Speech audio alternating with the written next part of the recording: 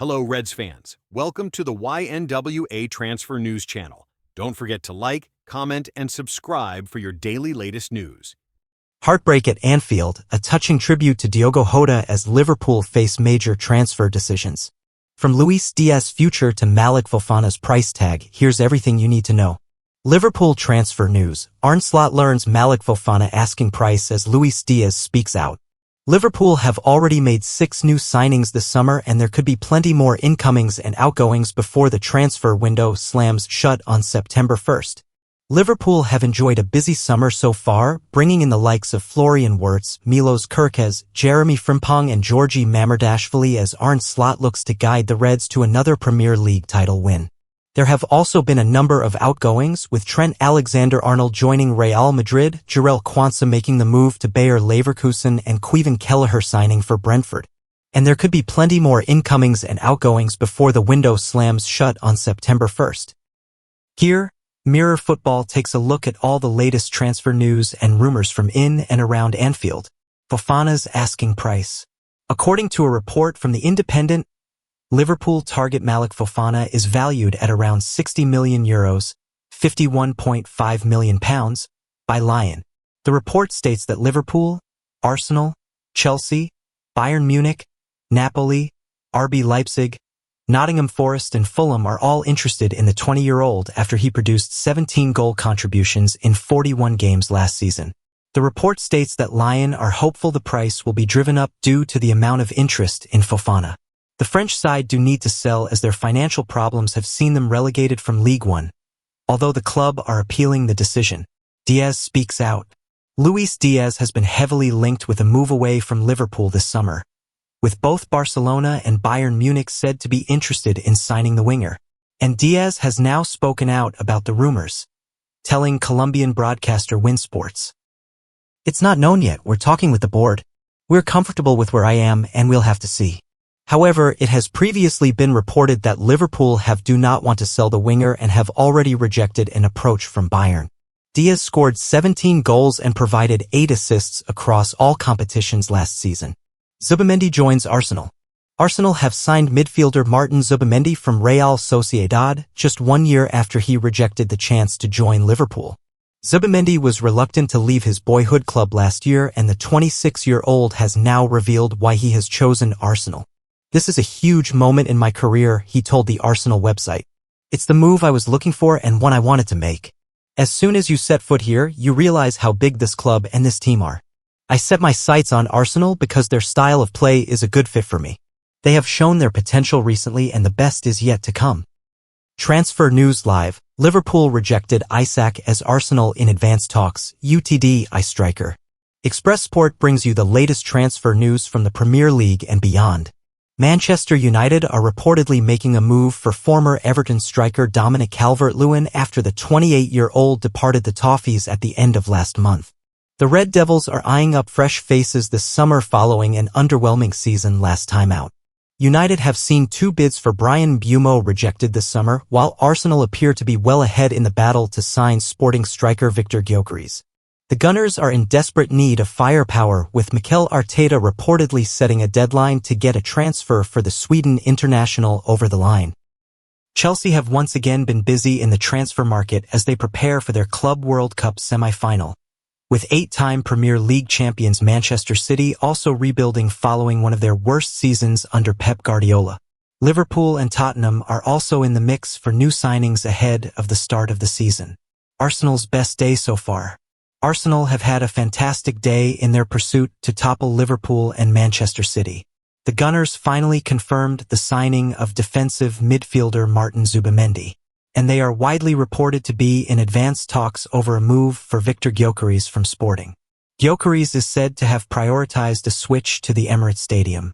Cristiano Ronaldo asks for Rodrigo transfer. Cristiano Ronaldo has reportedly asked Al Nassr to sign Rodrigo. The Brazilian is likely to leave Real Madrid this summer. Sky Sports Switzerland says Ronaldo wants Rodrigo in Saudi Arabia, but the winger prefers a switch to the Premier League. Chelsea want to offload Outcast. Chelsea are reportedly prioritizing permanent offers for Leslie Ugachukwu. The midfielder spent last season on loan at Southampton. According to Fabrizio Romano, Chelsea have received loan offers but are prioritizing a permanent exit. Valencia are reportedly targeting a move. Premier League clubs are also interested. Barcelona close in on bargain. Barcelona are reportedly closing in on a bargain deal for talented star Rooney Bargi. According to Fabrizio Romano, the Sweden international is completing a medical ahead of a £1.7 million switch. Bargi burst onto the scene with Copenhagen as a 16-year-old but missed an entire year of football due to a serious knee injury. The 19-year-old attacker played only 6 times last season.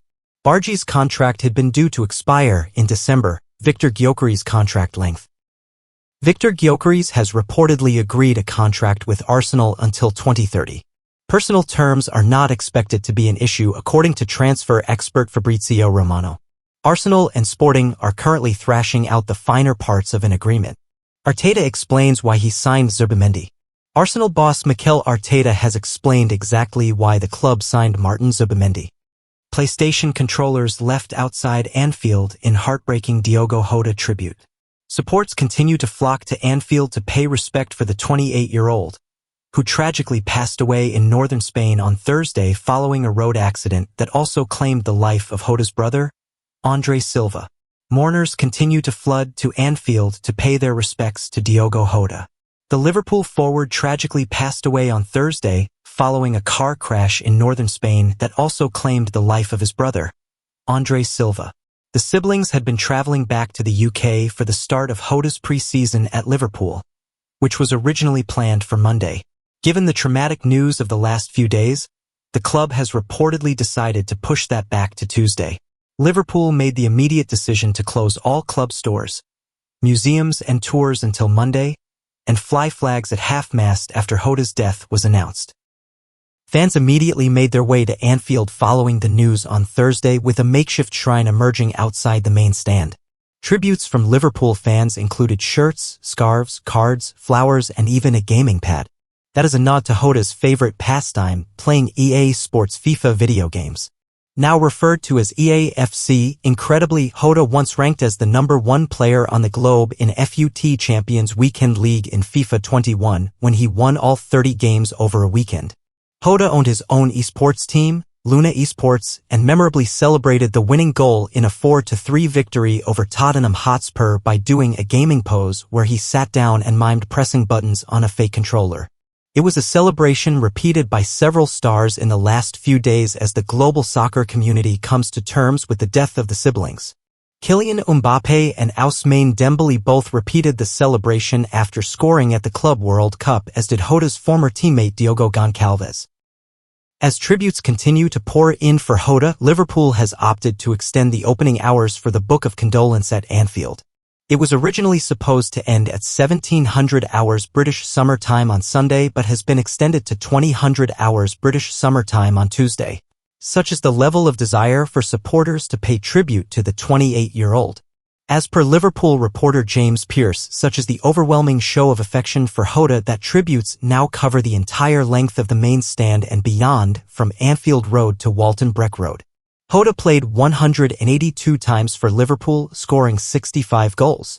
The last of those came in April's Merseyside derby when the Portugal international netted the only goal of the game. Jota married his teenage sweetheart, Ruth Cardoso, just 11 days before the tragic crash and leaves behind 3 young children. How will the players cope with the loss of Diogo Jota? If you have ever experienced personal loss before, then you will know how unique a feeling it is. At first, you're going about your daily routine without a care in the world. You might watch the news and feel distressed at times by upsetting things that are going on, but they are often unfolding in a country other than your own. Unknowingly, it's easy to get distracted living in your own bubble. This isn't to mean that the world's evils are irrelevant to you, but they are unlikely to directly affect you. Instead, stresses like what you're having for tea that night control your mood. Minor things. Even though Diogo Jota was merely a football player that you watched and supported over the years, be it on television or in person at stadiums, you felt connected to him. His actions at Liverpool mattered to you and you grew to care for him. That impersonal relationship became personal. His passing on a basic human level is upsetting. Through no fault of his own, Jota and his brother Andre Silva are no longer with us, and for some his absence will be felt like a family member.